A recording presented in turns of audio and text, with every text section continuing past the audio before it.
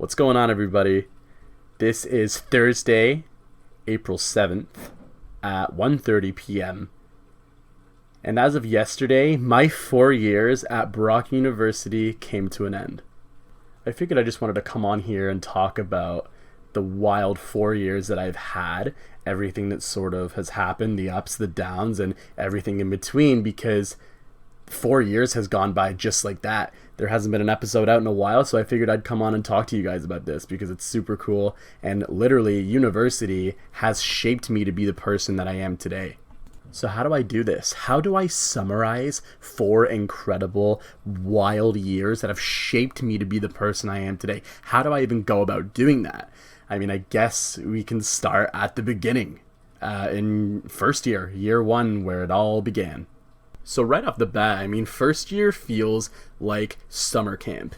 From the moment you get there, you are constantly being sort of integrated into this new hallway, and then you're thrown into the common room together, and you all have to introduce yourself, and it's the most awkward thing in the entire world. You don't know anybody. I think it's a little weird because it's kind of forced. You should just be able to sort of make those connections, but I get why they do it because some people will just stay in their rooms, but I don't know. It did feel really forced, and it gave that sort of summer camp feeling. And not to mention my Dawn thought I had a kettle and came storming into my room. And this is okay because I'm still really close friends with my Dawn. I'm not slandering at all.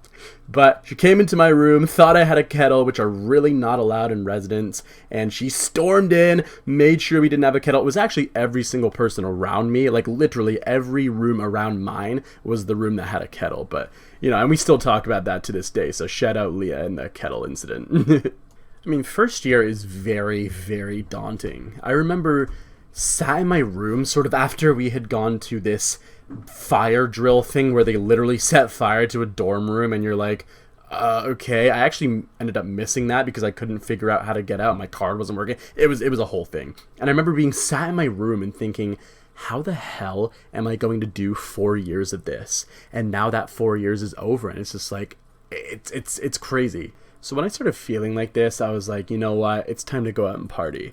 And the parties are absolutely insane. The first night, it was like a massive party outdoor concert thing right in front of the Brock Tower, which was pretty wild to go to. That's actually, I went with my buddy Russell, and that's how I met my really close group of friends, Christian, Kolya, Jared. At the time in my first year, they all lived in Village, which is like the student housing right on the campus as well. So that's how I met a lot of cool people there. And then that's the sort of group that I started partying with a lot. And then we get into some pretty funny experiences. Let's get a bit unfiltered here because I feel like there's a lot of people that might not know this about me because it is just a funny experience and just a weird event that happened to me in my first year. And literally in the first week of university, I partied just so hard. Okay, I'm not a huge partier, but at that time, it was just awesome. You know, it's homecoming, everyone's going crazy, everyone's going nuts, and basically what happened was I had a funnel. And if you know about me and if you hung out with me in first year, the funnel was my thing.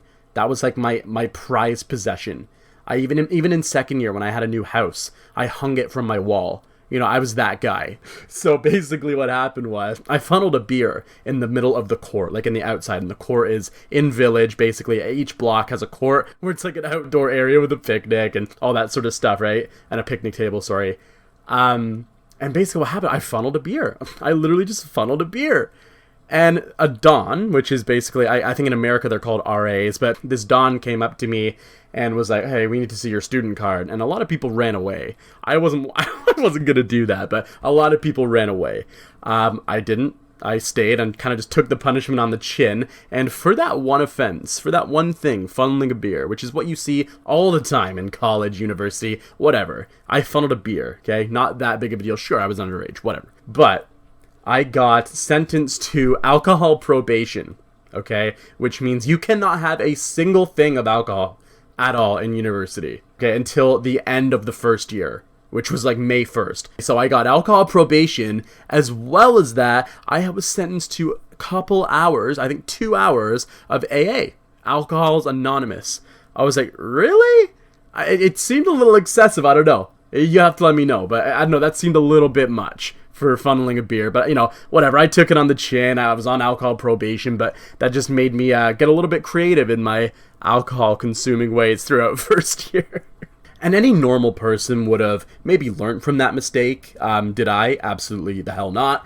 Later on that year, I actually made the same mistake, except I posted it on social media. I funneled a beer again. It was the night of the Super Bowl. Quite literally one of the worst Super Bowls ever. And I funneled a beer, put it on my story, and I had a lot of Dons on my Snapchat, and it got reported to a head resident, which is like the Don's boss, and they saw that, and I'm in the same position again. This time I'm put on disciplinary probation, which means if you get another point, or you do so much as get another noise complaint, which I accumulated about 6 noise complaints, which gave me, I think, a couple points.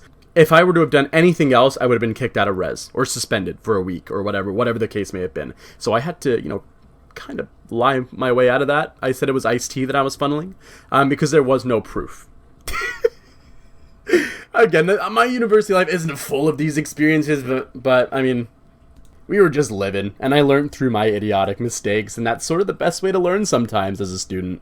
So I mean, moral of that story, the parties are wild, and I guess it's just you're learning and you're figuring out how to do this on your own.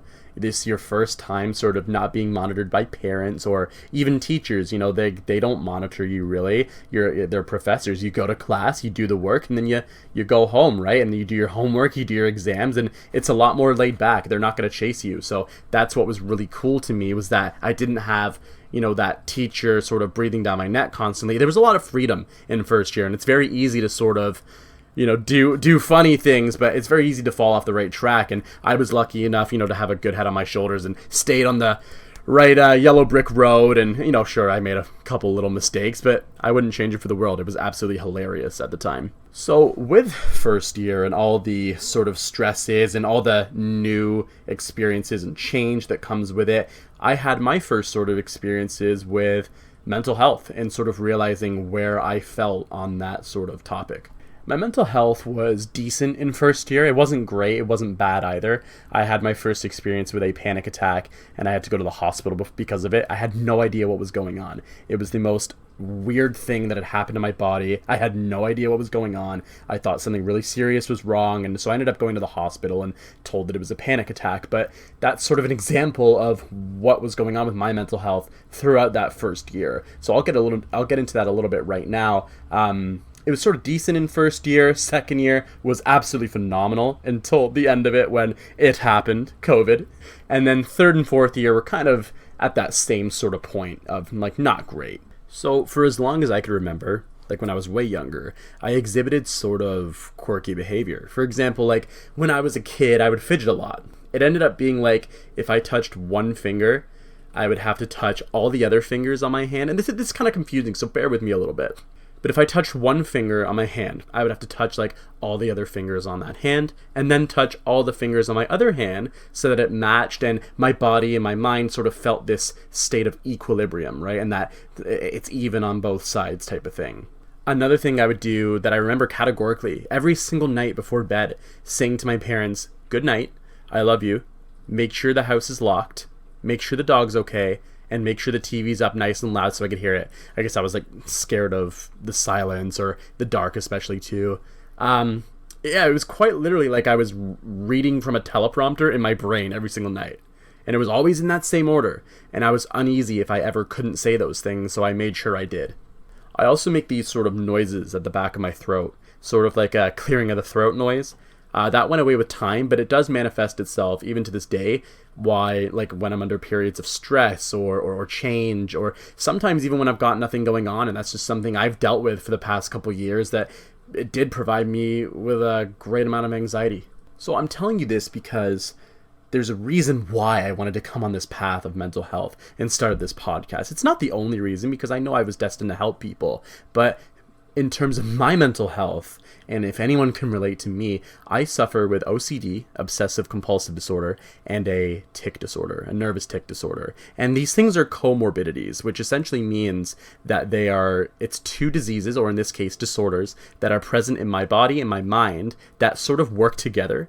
They are dependent off each other. They feed off of each other in a way. And it makes me sort of feel like I'm in a war with my own mind sometimes. And that can be a pretty lonely place to be. Both of these things were hard for me to deal with in first year. It made me want to just stay in my room. And anyone who's been in residence can attest to the fact that if you stay in that dorm room, what quite literally feels like university can very quickly become prison. I was embarrassed of the things that I was suffering with because I didn't want people to see me in this light. And there is still a lot of that happens today. I'm still working through that sort of mind-changing behavior and looking at it in a different way. But yeah, like in first year, I would not go to labs. I wouldn't go to class sometimes because I was just so afraid of getting this sort of, unnecessary attention on me that I didn't want. Or I didn't want people to see me for who I really was and what I struggled with because I was scared to open up about that sort of thing. And I'm an extremely social guy. I mean, I was anyway back before university started and everything. Even in a lot of university too, I still maintain that sort of social element to everything. And it's sad having to deal with something like that, so OCD and tic disorder, because that makes someone who's a social butterfly want more reserved interaction. But what did I do? I got through it. I just pushed through and got through the rest of it, and I had a damn good time. That's the one thing that's been consistent throughout these 4 years, is that I have had such a hell of a time just living and having fun in this university land. It's been absolutely great. And so, I finished first year, went back to school the second year, and that's when I entered probably one of the best years I've ever had. And part of the reason why second year was so great, despite it being absolutely shit on by COVID at the end, was my friend. And this friend I actually met in first year. We actually met on the first day of school at the kin orientation, the kinesiology orientation. And we had a couple classes together. I remember we worked on a lab project together a couple times in biology especially. We studied a lot for different exams that we would have. But we didn't actually become good friends until second year. And I won't say this guy's name. He knows who he is. And I think a lot of people close to me would know who this guy is, because we were basically inseparable. And I won't say his name just to sort of respect his privacy and his story. But the reason we connected and we clicked so well together was because of how similar we were, both in more senses than one. I mean, like, it was kind of creepy. When that happens in life where you meet someone who's just so similar to you that it's like almost like, how is this possible? Like, things that happened in our lives literally on the exact same day that were like literally identical across both of us, which is pretty wild to think about. I can't even talk about it on here, but still, that sort of connection is very rare, and it's really crazy to have that sort of fit bond with someone. But also, what made us bond so much is that we both suffer with OCD. I didn't know at the time. It was actually this person who was able to help me through, because the symptoms that he would show were very similar to things that I would go through. And even like same as like the, clearing the throat and stuff like that, little like twitches that would happen with us. It felt like we were almost like a carbon copy. So we pretty quickly became inseparable. We would do everything together. And that's what made that year so special, is because it felt like this person understood me, and for once maybe I didn't feel as alone in my own head. And when I say that, I don't want you thinking that no one was there for me, because they were. I had a great support system. I have a great support system today, but there's some things that you can only understand if you're going through that same thing as the person, if you're in their shoes. As much as I would love to help support anybody, there is only so much I can help with and only so much I can do to understand without being in your exact situation. But that was the thing. Me and this person were basically the same, and it was awesome. I was like, I had a second family in this Niagara region who I could just go to and just chill out with. It was absolutely brilliant. So we continued on, and that was literally life for the next 8 months. And it was perfect. And then what happens, as we all know, the dreaded COVID-19 pandemic hit and quite literally changed everything. So third and fourth year looked a lot different for me, both in that social setting and mentally as well. I was very lucky during the first stages of the pandemic to have been able to isolate with my parents for the first little bit. But also to go back in May and isolate with my girlfriend, who we had literally just started out our relationship. I had just incorporated fitness into my lifestyle, and it's crazy how you get to a point in your life and then there's that curveball that just kind of unscrambles everything, or scrambles everything. The isolation we all had to go through, everything. You second guess everything, whether it's going to the store and worrying like, oh my God, am I going to die if I go to get cabbage? what is happening. People were worried about martial law and people, locking you in your houses and stuff. Like, that is I don't think people realize just how crazy of a time we all went through, and a lot of people aren't back to normal yet, if ever. But speaking to my own mental health, the pandemic, and more specifically the isolation we had to go through, though I wasn't totally alone, that's what made things like OCD and a tic disorder and those comorbidities worse, because I was so desensitized to being around people and having that human interaction, and like going to the movies or going to a restaurant or even going to the mall or the store or the grocery store. Hell, it's all delivered now. That's something you can continue to do. It's just everything we thought was life was quite quickly turned upside down. And a lot of people, myself included, aren't at that stage yet, and there's no pressure. There's no pressure at all. I'm sure we all will get to that point. It's just gonna take some time. We had 2 years of literally feeling like any social interaction was a crime or anything we did was gonna harm us. That takes a serious toll on mental health.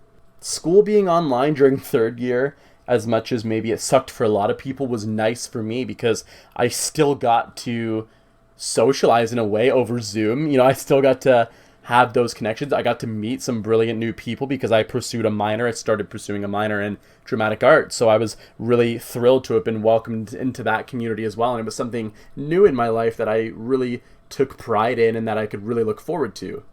But still, we were going through lockdowns during that whole time. And so there was so much uncertainty in the world. And I know on another point, I have it really lucky because there were a lot of people who were just starting out in university. And imagine, going into residence and just being locked inside your house or your room. You can't really go and do anything. Like, remember that, how I referred to it as a prison earlier? That literally feels like a prison in that point.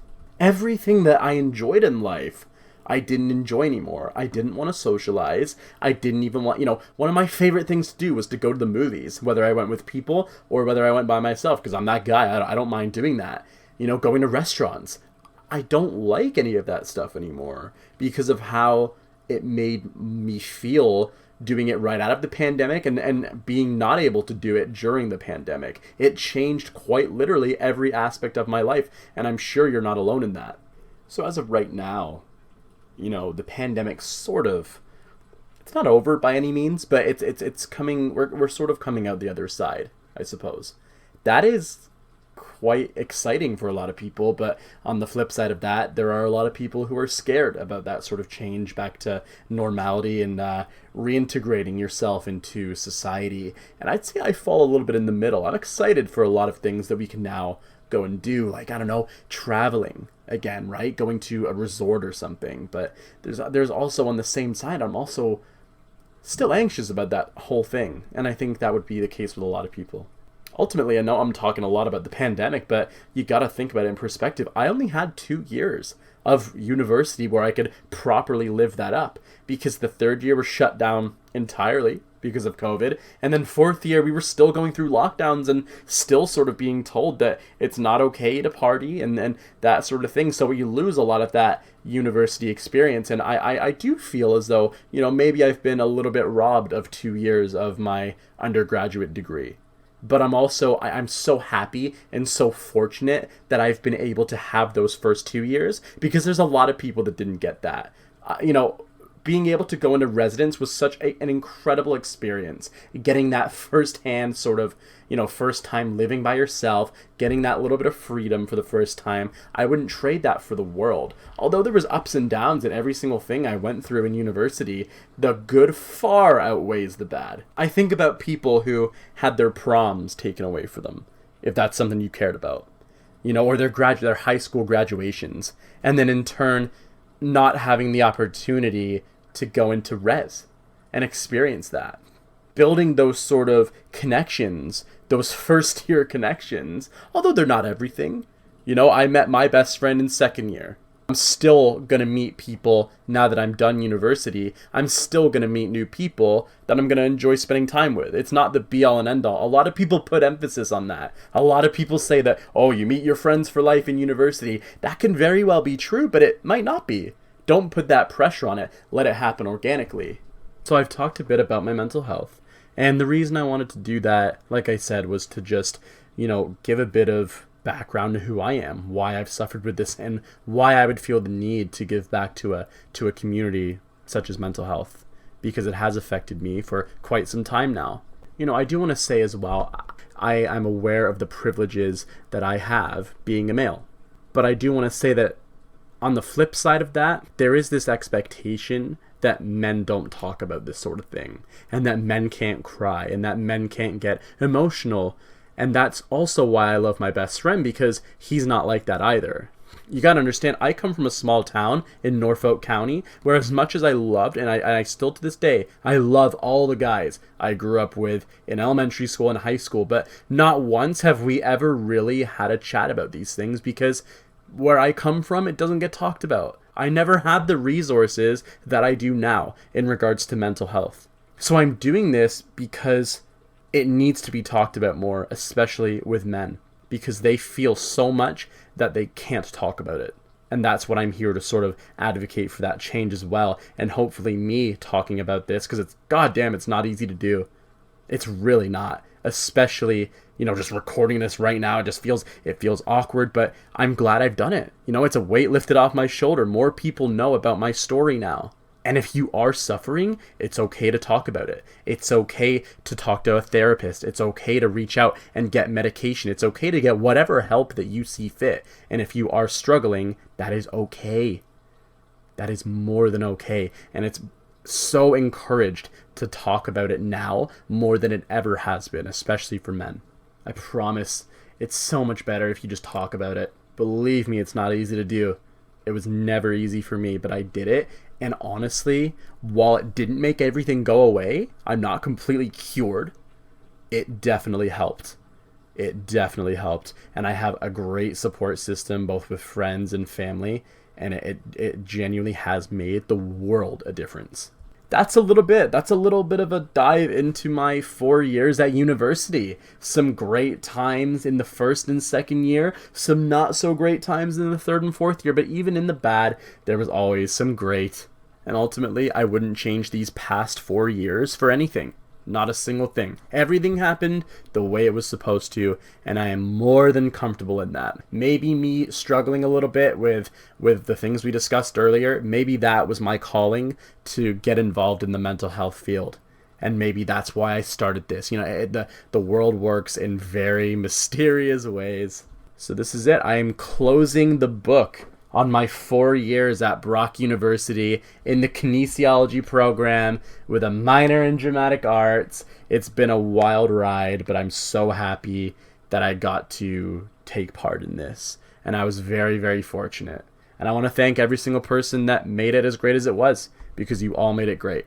So with that said, yeah, I know this is a little bit of a deep episode of the podcast, but, I needed to be talked about. You needed to know my story a little bit. And, I haven't told you everything. There's no way I can tell you everything in my life, but that's a good summary. Good old Spark Notes summary of everything I've sort of gone through and how I sort of am continuing to live my life now with more of a better positive attitude. And believe it or not, this podcast is definitely helping and talking to people from all different walks of life. And so, yeah, we were on a bit of a pause from the podcast for a bit, just finishing up school, and we've got some great interviews coming up, and I can't wait for you guys to be a part of it and listen. So thanks so much for being here today, guys. I really appreciate it, and we will see you soon.